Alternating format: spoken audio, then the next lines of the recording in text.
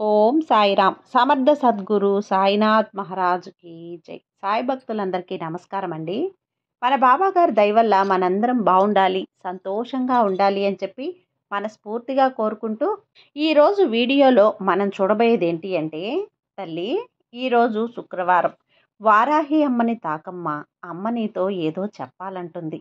నిర్లక్ష్యం చేయకు బిడ్డ, ఇది నీ కోసమే అని చెప్పి బాబా గారు మన కోసం ఒక మంచి సందేశాన్ని తీసుకొచ్చేసారండి. ఆ సందేశం ఏంటి, ఆ సందేశం రూపంలో బాబా గారు మనతో ఏం చెప్పబోతున్నారు అనేది వినే ముందుగా మన ఛానల్లో ఎవరైనా కొత్తగా వీడియో చూస్తూ ఉన్నట్లయితే ప్లీజ్ సబ్స్క్రైబ్ చేసుకోండి ఫ్రెండ్స్.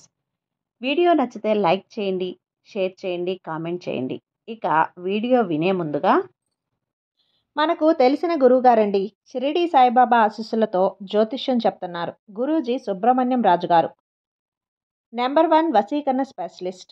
వీరి మొబైల్ నెంబర్ 9908224144.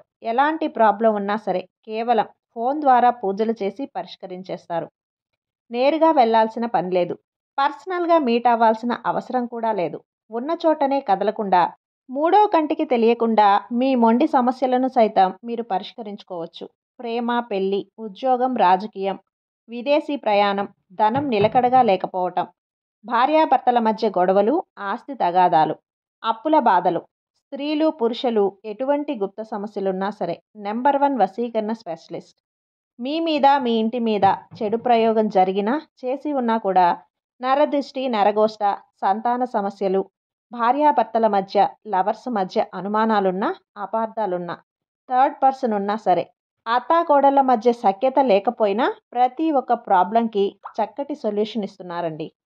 మీ వివరాలన్నీ కూడా సేఫ్ అండ్ సెక్యూర్గా ఉంచుతారు. మీకే కాదు, దేశ విదేశాల్లో ఉన్నవారు ఎలాంటి ప్రాబ్లమ్స్నైనా సరే పరిష్కరించుకుంటున్నారు. ఎంతోమంది విదేశాల్లో ఉన్నటువంటి వారు. ఇక వీడియోలోకి వచ్చేస్తే, తల్లి, ఈరోజు నువ్వు కళ్ళు మూసుకొని ఒక్కసారి వారాహి అమ్మని తలుచుకో. అమ్మ నీతో ఏదో చెప్పాలని చెప్పి వచ్చింది. అమ్మని నిర్లక్ష్యం చేయకు. ఎందుకంటే అమ్మ ఏ మాట చెప్పినా కూడా అది నీ మంచి కోసం, నీ భవిష్యత్తుని బాగు చేయటం కోసం.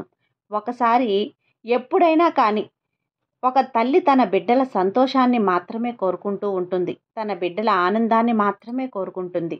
తన బిడ్డలు ఎప్పుడూ కూడా నవ్వుతూ కలకల్లాడుతూ ఉండాలి అని చెప్పి కోరుకుంటుంది. అలా కాకుండా ఏ తల్లి కూడా తన బిడ్డల భవిష్యత్తు నాశనం అవ్వాలి అని చెప్పి కలలో కూడా కోరుకోదు. అయితే ఈరోజు ఈ తల్లి నీతో ఒక మాట చెప్పాలని వచ్చింది. కాబట్టి అమ్మని ఆహ్వానించు. అమ్మని ఒక్కసారి మనసులో తలుచుకో. తల్లి,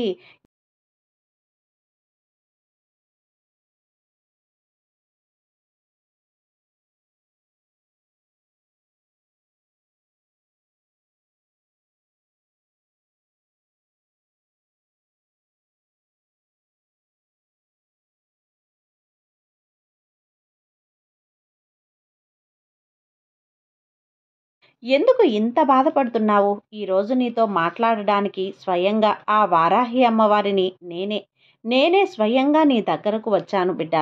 ఎన్నో కష్టాలతోటి సతమతమైపోతున్నావు అని చెప్పి అర్థమవుతుంది.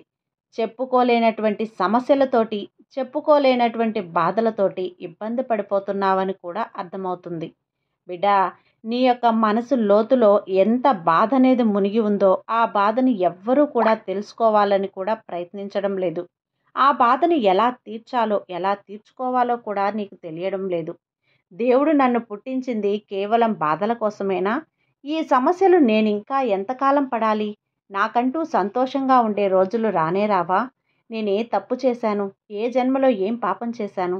ఎందుకు నాకు ఇంత శిక్ష పడేశావు అని చెప్పి ప్రతిరోజు కూడా భగవంతుడిని నిందిస్తూనే ఉన్నావు. నిందించడం నీ తప్పేమీ కాదు.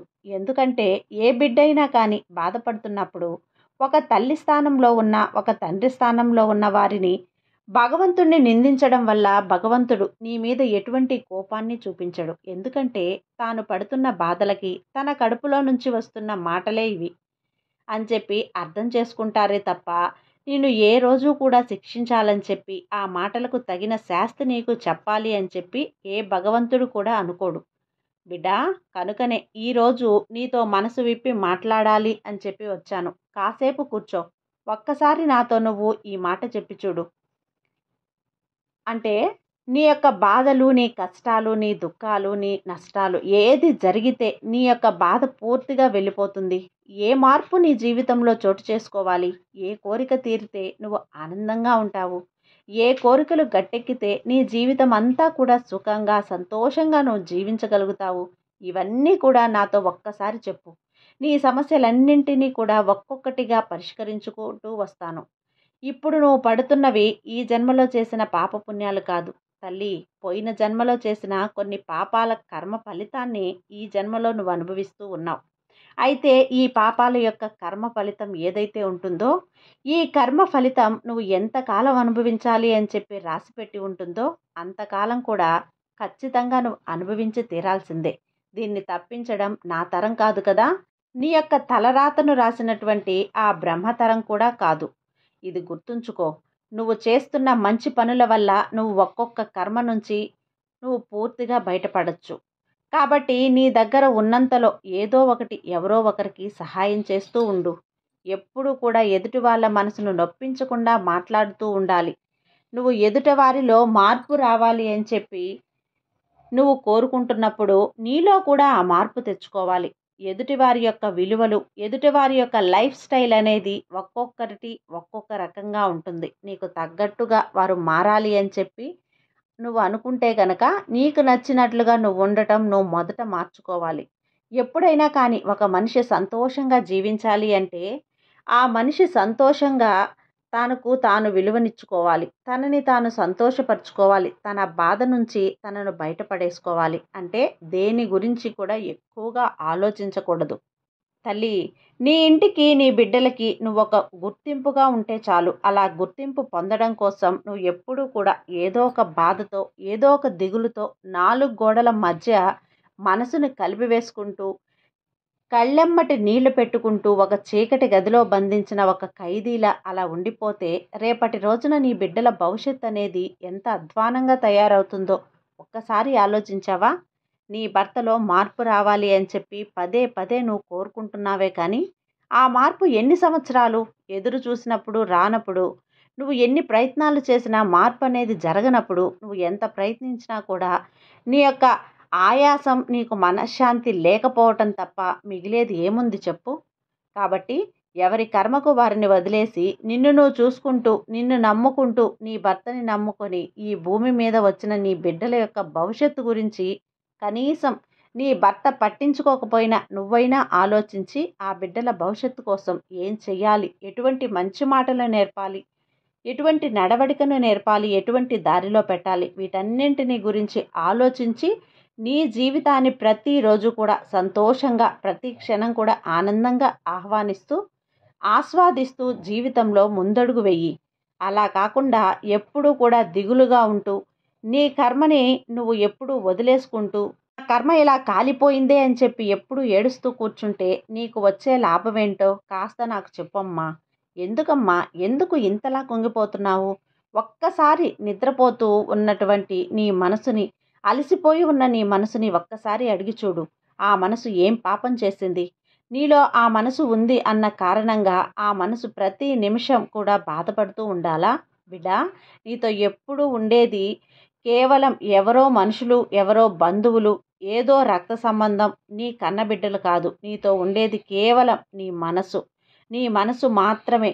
ఆ మనసే నీకు బాధొస్తే ఓదార్పునిస్తుంది. ఆ మనసే నీకు కష్టం వస్తే కుంగిపోకుండా ధైర్యాన్ని చెప్తుంది. ఆ మనసే నీకు కంట్లో నుంచి కన్నీళ్ళు వచ్చినా సరే తుడుచుకోమని చెప్పి చెయ్యందిస్తుంది. అటువంటి మనసంటే నీ యొక్క ఆత్మ.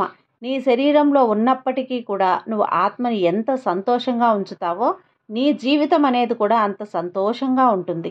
ఆ ఆత్మని నువ్వు ఎంత బాధ పెడతావో, ఎంత కుంగదీస్తావో, అయ్యో నా కర్మేంటి, వీళ్ళు నన్ను శరీరంలోకి ఎందుకు పంపావు భగవంతుడా, ఈ శరీరంలో నాకెప్పుడు కూడా సుఖం లేదు, సంతోషం లేదు, ఆనందం లేదు, ఎప్పుడు కూడా కంటి నిండా కన్నీరు, మనసు నిండా ఆవేదన, నన్ను ప్రతి క్షణం కూడా కుంగదీస్తున్నారు అని చెప్పి రోదిస్తూ ఉంటుందంట.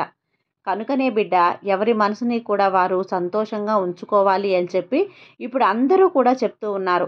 నీవు నీ మనసుని ఎంత సంతోషంగా ఉంచుకుంటావో నీ పెదాల మీద వెంటనే చిరునవ్వు వచ్చేస్తుంది. అలా చిరునవ్వు ఎప్పుడైతే వస్తుందో నీ చుట్టూ ఉన్న వాతావరణం కూడా సంతోషంగా మారుతుంది.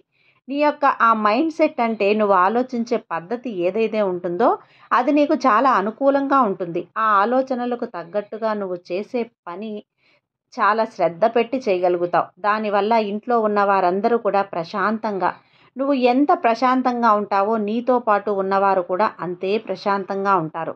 నువ్వు మనసుని సంతోషంగా ఉంచడం నేర్చుకో. అన్ని కష్టాలు పోతాయి. అన్ని బాధలు తొలగిపోతాయి. ఎప్పుడూ కూడా ఆనందంగా ఉండడానికి ప్రయత్నించు. నీకేం కాలేదు తల్లి. నిన్ను చూసుకోవటానికి మేమున్నాం కదా! నువ్వు ఏదీ కోల్పోలేదు. నువ్వు ఎప్పుడూ కూడా సంతోషంగా ఉంటే నీ దగ్గరికి రావాల్సినవన్నీ కూడా ఒక్కొక్కటిగా నీ దగ్గరకొస్తాయి. నువ్వు ఆశించినవన్నీ కూడా ఖచ్చితంగా నువ్వు పొందుతావు. ఈ విషయాన్ని గుర్తుంచుకో. ఈ విషయాన్ని చెప్పడానికే వారాహి అమ్మ ఈరోజు ఈ శుక్రవారం శక్తివంతమైన రోజున నీ దగ్గరకొచ్చింది. నీతో మాట్లాడాలి అని చెప్పి పట్టుబట్టింది. ఈ మాటలన్నీ కూడా నువ్వు విని గుర్తుపెట్టుకొని అమ్మ మార్గంలో నడువు. నీకంతా కూడా మంచే జరుగుతుంది. బాబా మీద నమ్మకంతో కూడా ఉండు. నీ బాబా ఉన్నంత వరకు నీకు భయమెందుకు చెప్పు. సర్వే జన సుఖినో భవంతు. జై సాయిరాం.